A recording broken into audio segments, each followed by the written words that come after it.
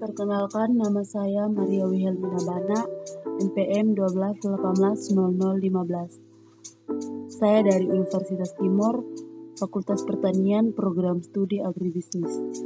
Paradigma baru pemasaran produk pertanian berbasis agribisnis di daerah Riau.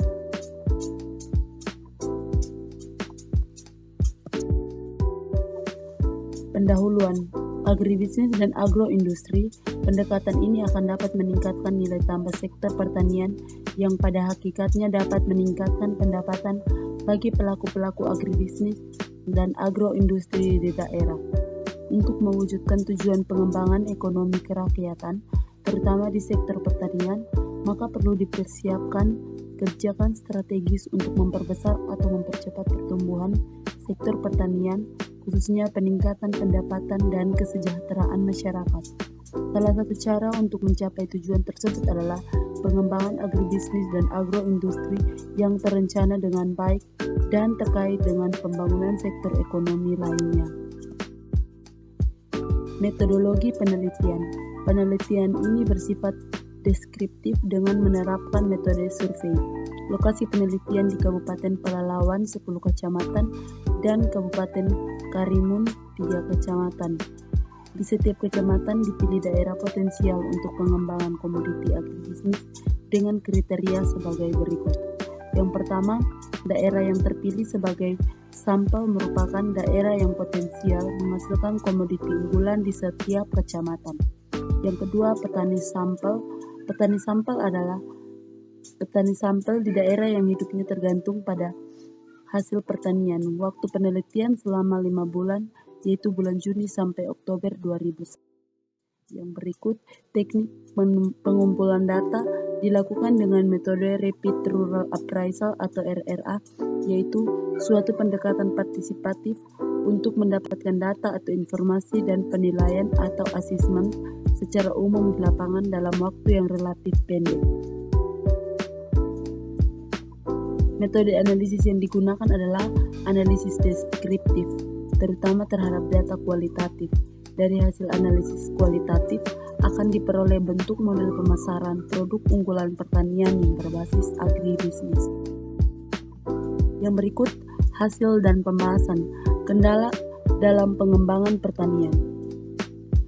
Dalam pengembangan sektor pertanian, ke depan masih ditemui beberapa kendala, terutama dalam pengembangan sistem pertanian yang berbasiskan agribisnis dan agroindustri. Kendala yang dihadapi dalam pengembangan pertanian, khususnya petani skala kecil, antara lain: yang pertama, lemahnya struktur permodalan dan akses terhadap sumber permodalan. Salah satu faktor produksi penting dalam usaha tani adalah modal. Besar kecilnya skala usaha tani yang dilakukan tergantung dari kepemilikan modal. Secara umum, pemilikan modal petani masih relatif kecil karena modal ini biasanya bersumber dari pengisian pendapatan usaha tani sebelumnya. Untuk memodali usaha tani selanjutnya, petani terpaksa memilih alternatif lain, yaitu meminjam uang pada orang yang lebih mampu atau pedagang, atau segala kebutuhan usaha tani diambil dulu dari toko dengan perjanjian pembayarannya setelah panen. Kondisi seperti inilah yang menyebabkan petani sering terjerat pada sistem pinjaman yang secara ekonomi merugikan petani. Yang kedua, ketersediaan lahan dan masalah kesuburan tanah. Kesuburan tanah sebagai faktor produksi utama dalam pertanian makin bermasalah. Permasalahannya bukan saja menyangkut makin terbatasnya lahan yang dapat dimanfaatkan petani, tetapi juga berkaitan dengan perubahan perilaku petani dalam berusaha tani. Dari sisi lain, mengakibatkan terjadinya pembagian penggunaan tanah untuk berbagai subsektor pertanian yang dikembangkan oleh petani. Yang ketiga, pengadaan dan penyaluran sarana produksi. Sarana produksi sangat diperlukan dalam proses produksi untuk mendapatkan hasil yang memuaskan. Pengadaan sarana produksi itu bukan hanya menyangkut ketersediaannya dalam jumlah yang cukup, tetapi yang lebih penting adalah jenis dan kualitasnya. Oleh karena itu, pengadaan sarana produksi ini perlu direncanakan sedemikian rupa agar dapat dimanfaatkan sesuai dengan kebutuhan dan dipergunakan dalam waktu yang tepat. Yang keempat, terbatasnya kemampuan dalam penguasaan teknologi. Usaha pertanian merupakan suatu proses yang memerlukan jangka waktu tertentu. Dalam proses tersebut, terakumulasi berbagai faktor produksi dan sarana produksi yang merupakan faktor masukan produksi yang diperlukan dalam proses tersebut untuk mendapatkan keluaran yang diinginkan. Yang kelima, lemahnya organisasi dan manajemen usaha tani. Organisasi merupakan wadah yang sangat penting dalam masyarakat, terutama kaitannya dengan penyampaian informasi dan penyaluran inspirasi para anggotanya. Dalam pertanian, organisasi tidak kalah pentingnya adalah kelompok tani.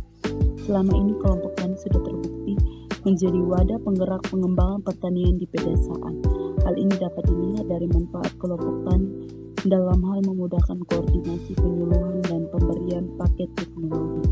Yang keenam, kurangnya kuantitas dan kualitas sumber daya manusia untuk sektor agribisnis. Petani merupakan sumber daya manusia yang memegang peranan penting dalam menentukan keberhasilan suatu kegiatan usaha tani, karena petani merupakan pekerja dan sekaligus manajer dalam usaha tani itu sendiri. Ada dua hal yang dapat dilihat berkaitan dengan sumber daya manusia sendiri. Sumber daya manusia ini yaitu jumlah yang tersedia dan kualitas sumber daya manusia itu sendiri.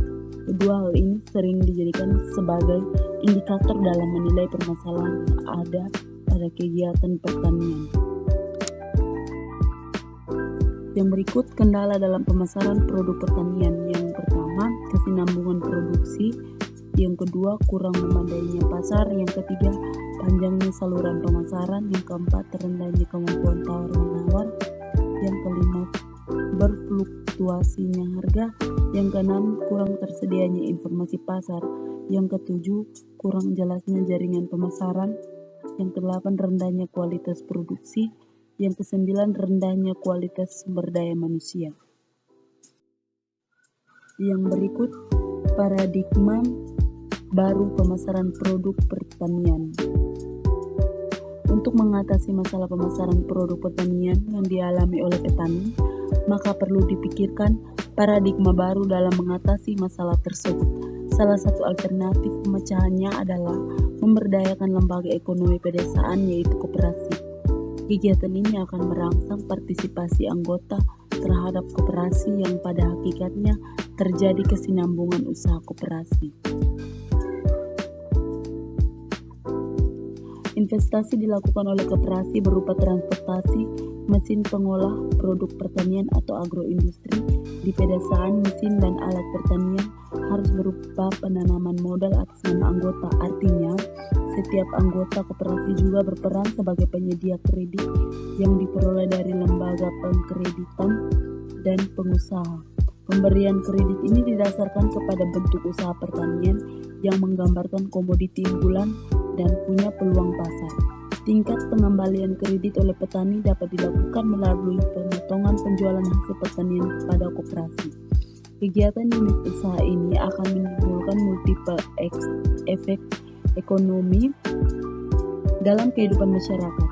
Pada hakikatnya, agribisnis sebagai unit usaha dapat menciptakan peluang usaha dalam kegiatan ekonomi sehingga menyebabkan naiknya pendapatan masyarakat yang pada akhirnya meningkatkan kesejahteraan masyarakat pedesaan.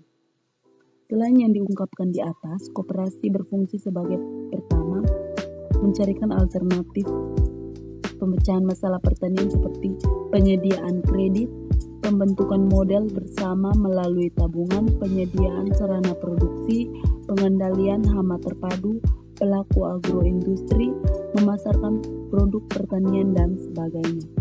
Yang kedua, memberikan kemudahan berupa pelatihan dan pembinaan kepada petani dalam usaha-usaha yang dilakukannya. Dan yang ketiga, petani perlu diorganisir untuk memperkuat posisi tawar-menawarnya dalam menghadapi persaingan dan melakukan kemitraan dengan pihak lain. Dalam era globalisasi pada saat ini, masa-masa mendatang untuk menyongsong liberalisasi perdagangan, peranan pemerintah makin kecil.